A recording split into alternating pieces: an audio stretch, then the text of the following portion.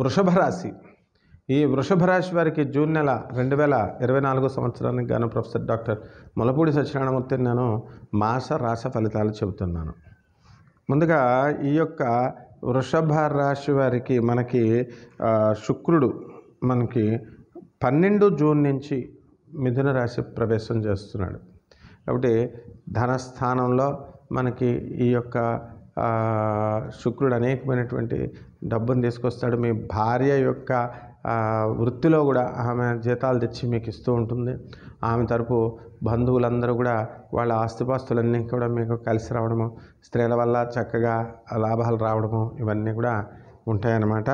అలాగే ఈ యొక్క రవి వచ్చేసరికి మనకి 14 మే నుంచి 15 జూన్ వరకు వృషభ రాశిలోను, ఆ తదనంతరము ఈ యొక్క మిథున రాశిలోకి ఉండడం అనేటటువంటి జరుగుతున్నాయి.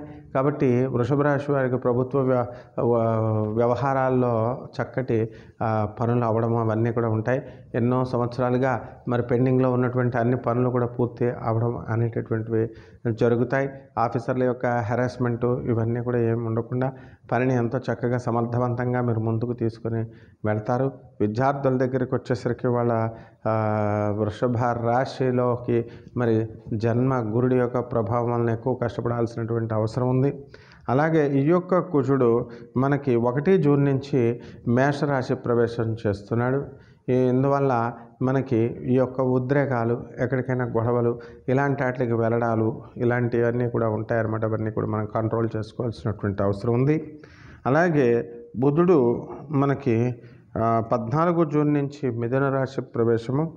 అంతకుముందు చక్కగా 10 మే నుంచి మనకి కంటిన్యూస్గా మనం తీసుకుంటే 31 మే నుంచి వృషభ రాశిలోకి రావడం అనేటటువంటి జరుగుతుంది. ఆ తర్వాత అక్కడి నుంచి 14 జూన్ వరకు కూడా వృషభ రాశి, తర్వాత మిథున రాశి ప్రవేశం ఇవన్నీ కూడా జరుగుతాయి. కాబట్టి వీటిల రీత్యా మనకి ఈ వృషభ రాశి వారి యొక్క ఉద్యోగాలలో మనం electronics, sales and services, phones, computers ఇలాంటి బిజినెస్లన్నీ కూడా బ్రహ్మాండంగా ఉంటాయి.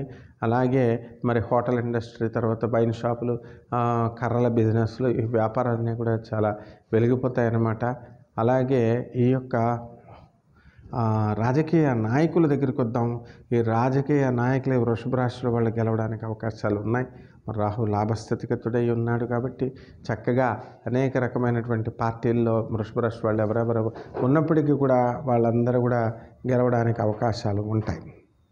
అలాగే ఈ యొక్క విద్యార్థుల దగ్గరికి వచ్చేసరికి విద్యార్థులు ఎక్కువ కష్టపడి చదవాలి. జన్మగురుడు మరి విదేశాల నుంచి మీకు అంతా కూడా పిలుపులు వస్తూ ఉంటాయి. పెద్ద పెద్ద విశ్వవిద్యాలయాల నుంచి అవన్నీ కూడా మీరు వినియోగించుకోవచ్చు. మరి లోపల ఈ లోన్ ప్రాసెసింగ్లు ఇవన్నీ కూడా మరి పూర్తి చేసుకోవాల్సినటువంటి అవసరం మీకు ఉంది. కాబట్టి ఈ యొక్క సంతానం లేనటువంటి వాళ్ళకి రాశిలోకి సంతానం కలగడానికి అవకాశాలు ఉన్నాయి. ఉద్యోగం లేనటువంటి వాళ్ళకి ఉద్యోగం కలగడానికి అవకాశాలు ఉన్నాయి. కాబట్టి మనము ఏ రకంగా తీసుకున్నప్పటికీ కూడా ఈ యొక్క వృషభ రాశిదే పై అవుతుంది. అప్పుడు ఇల్లు లేనటువంటి వాళ్ళు ఇల్లు కొంటారు, స్థలాలు లేనటువంటి వాళ్ళు స్థలాలు కొంటారు. ఆ విధంగా అన్నీ కూడా ఈ వృషభ రాశి సర్వతోముఖాభివృద్ధిగా ఉంది.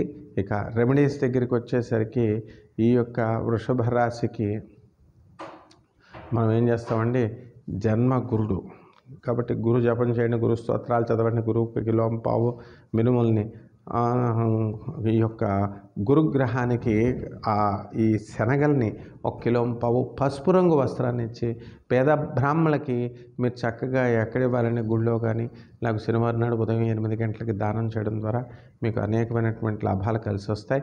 అలాగే బెజవాడ కనకదుర్గమ్మ యొక్క పాదపద్మాలకు మీ ఇంట్లో అభిషేకం, అమ్మవారి అర్చన చేసుకోండి, సరిపోతుంది. శుభమస్తు.